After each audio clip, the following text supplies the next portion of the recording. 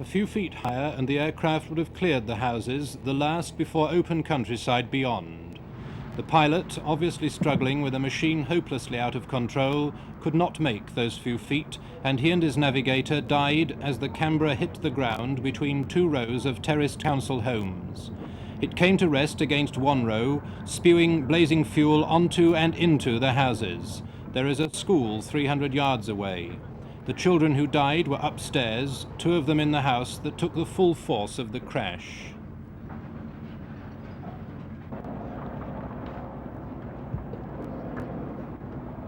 Such was the impact that it left a hole several feet deep in the roadway, and the body of the pilot was not found until 3 hours later.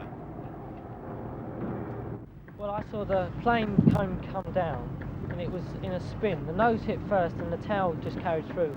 Then it was just a big explosion. And there was a big blinding flash of light, and I just fell back across my bedroom. Then the first thought I had was to get my mum clear, because I thought it might go up again because of the gas mains and everything. Then I'd neighbour clear as well. I just come downstairs from the front bedroom, which was lucky because that went up in flames. Just come down and stood by the kitchen sink waiting for a load of washing to finish. And I heard this terrific noise, this plane. I always am frightened of planes, I always cover my ears up. I just stood there petrified with my hands on my ears trying to block the noise out, and I knew something was coming down. I looked up and saw all these flames.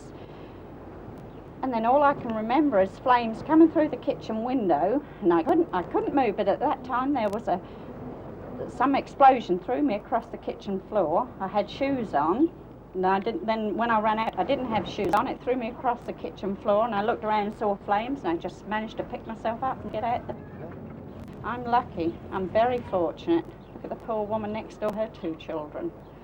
And she was out in the backyard when I went out begging for everybody to get her children out, but no one could. A lot attempted, but just couldn't get in there for the smoke.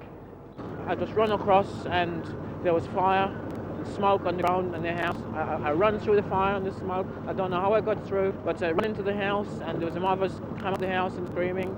So the kids were left in there, you know, and I ran into the house. Those 3 children yes, were killed? Yes, yeah, there was young kids in there, you know, year and a half, a little bit 2, and I run into the house.